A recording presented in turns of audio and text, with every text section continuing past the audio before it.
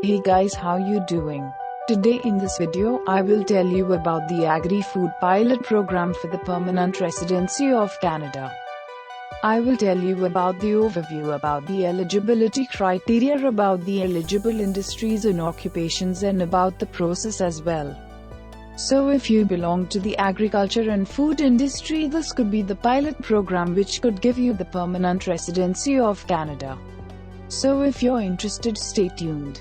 Hey guys, I am from CANUS Immigration and I upload Canadian immigration and lifestyle videos. So if you haven't subscribed CANUS Immigration channel yet, please click the subscribe button and yes, press that bell icon so you don't miss any of my videos. Okay, so let's start with the overview first. The Agri-Food pilot program will help address the labor needs of Canadian agri-food sector, just as the name suggests. It will provide a pathway to permanent residence for experienced and non-seasonal workers in specific industries and occupations. So what is the eligibility criteria and which are those industries and occupations we'll discuss later in this video. Now this program was launched on May of 2020, just last month.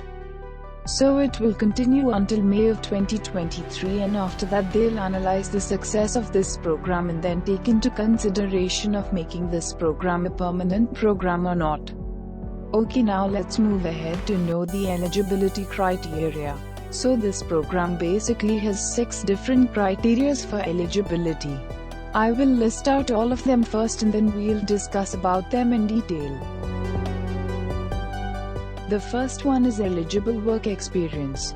The second one is eligible job offered. The third one is language requirements. The fourth one is educational requirement. The fifth one is proof of funds. And the sixth or the last one is about the temporary residency status.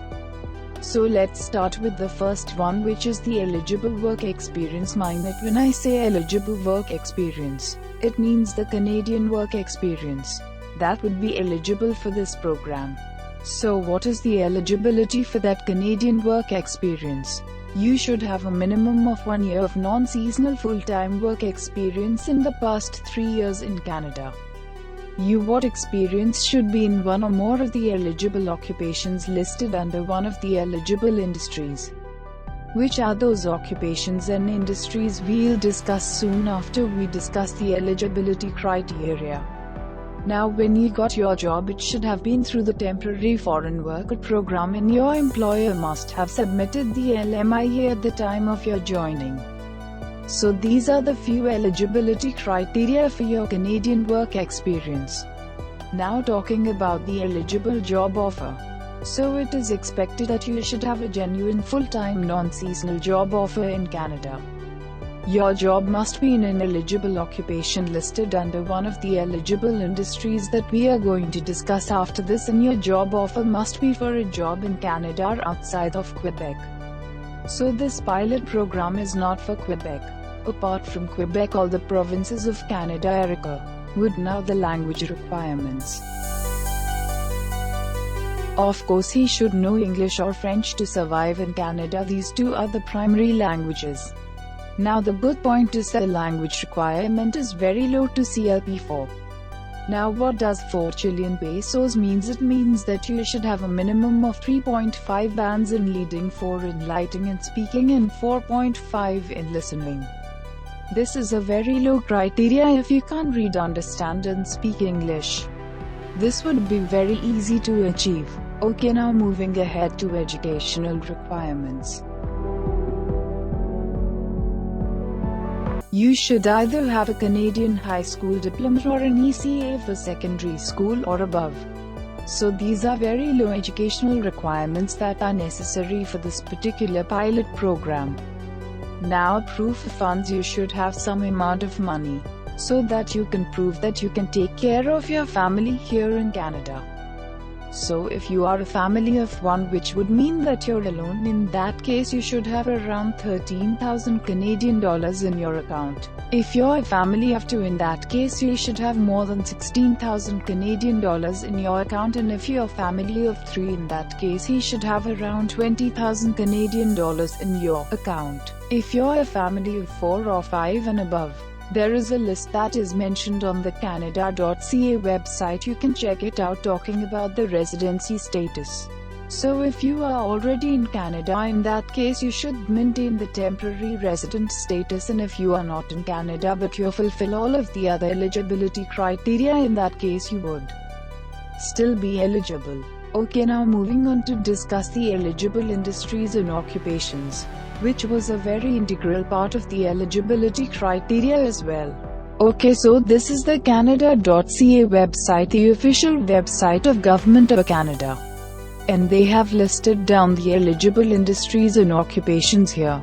The eligible industries are meat product manufacturing, greenhouse, nursery and floriculture production including mushroom production, animal production excluding aquaculture, all of these, and then eligible occupations include all of these eligible jobs.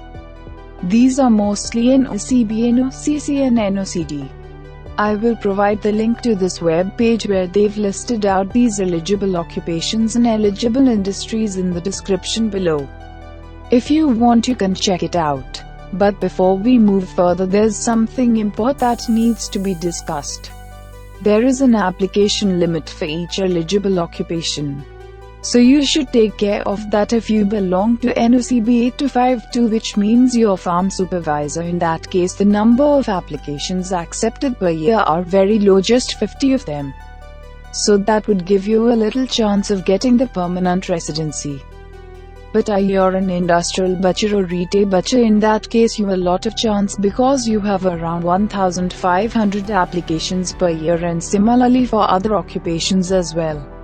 Alright, now let's talk about the step-by-step process. Of course, to start your process, the prerequisite would be to ensure that you are eligible for this pilot program. You need to make sure that you belong to one of those eligible occupations and industries, and also you have that valid job offer and also the relevant Canadian work experience as well. After that, you can talk about this process. So the first step of this process would be to complete your application package. You can go online, you'd find bunch of forms that require to be downloaded in the link that I provide you in the description box below. You will find all of those forms you have to fill. Those forms. Then you have to pay your fees and you have to submit your application. This is a paper-based application, it's not an online application here, so you have to send it to a mailing address in Nova Scotia. That is also mentioned in the Government of Canada's website. Now the second point, get your fingerprints and photo taken. This is a point that you're required to be done after submitting the form. Now this is an important point, so you have mentioned it over there, but it requires to be done only after they request you to do it. And also you need to complete your medical examination as well. So once you complete all of these processes, it will take some time. The processing time has not been declared yet, because this is a new process, this is a pilot program, but yes, I will assume that the processing time would be somewhere less than 6 months for sure. So this was the overview and the complete information about the Agri-Food pilot program, basically all you needed to know. Thanks for watching this video, guys. If you have any questions or queries, please put them down in the comment section below. If you liked the video, please click the like button, and yes, if you haven't subscribed CANUS Immigration channel yet, what are you waiting for? Please click the subscribe button before moving on to the next video. Thanks again.